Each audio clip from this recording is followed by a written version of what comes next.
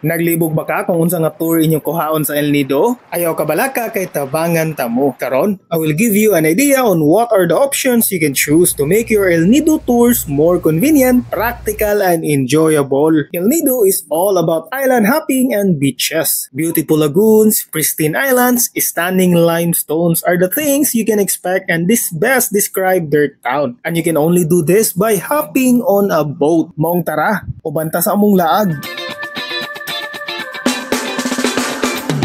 I'm sure naglibog sad mo sa kadaghan og offers and tours nga inyong nakita when you hear about El Nido. Pero ayaw kabalaka kay pasabton ta mo in this video. Their tours are regulated sa local tourism nila, which is nice kay uniform gyud ang mga destination og rates ani. They divided into 4 major tours: Tour A, B, C, and D. Every tour will have a set of destination and activities, and this usually takes morning to afternoon. And included ni gyud ani ang lunch ha. Always book to an accredited travel agency para dili mo mailad. In our case, ari mi sa Paddle Up Travel and Tours kay legit yun sila and they are based in Palawan. Nindot ilang offers, anya apel na pa jud ang hotel pick-up sa ilang package so makasave gyud mo. We'll first try the Tour A and I will run through our experience very quick para na may idea what to expect. Since this is a joiner tour, expect nga lain-lain gyud inyong makauban. We board on a boat with accredited tour guide ug legit nga mga buotan ug mga abi-abihon sad gyud. We have 4 destinations for this tour. First is the very famous Big Lagoon. Activities that you can enjoy here is paddling through kayak na lingaw gyud mi sa katinaw sa tubig diri. Next is the Secret Lagoon kung asa ni sulod mi og gamay nga passage ug nibungad na dayon ang lagoon, which has a very stunning limestone formation. Kaso lang medyo dili gyud tinaw ang water diri og syempre di gyud mawala ang lunch. We drop by lang to an island nga mingaw og diri na mi nangaon. Third is the Marine Sanctuary. Diri you can do snorkeling and enjoy the coral reefs and different kinds of fish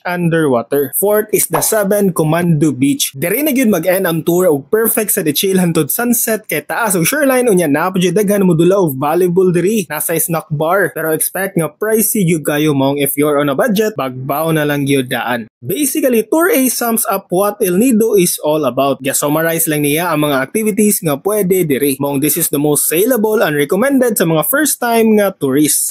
Pero, do you know that you can also explore their islands using a speedboat? What? Yes, gitry sa ninamo and we really appreciate the difference. Mas dali gyud ninyo maabot ang destinations kay mas paspas gini compared sa traditional nga bangka. This will also offer you privacy kay you can book this exclusively with your partner or with your barkada. Mas malingaw gyud mo ani kay mas taas mog time nga ma-enjoy ninyong destination. And here's our experience hopping on a speedboat tour. We visited the cathedral in Pinacil Island and this is so magical. Sa na nga nakasud gid mi mismo sa cave.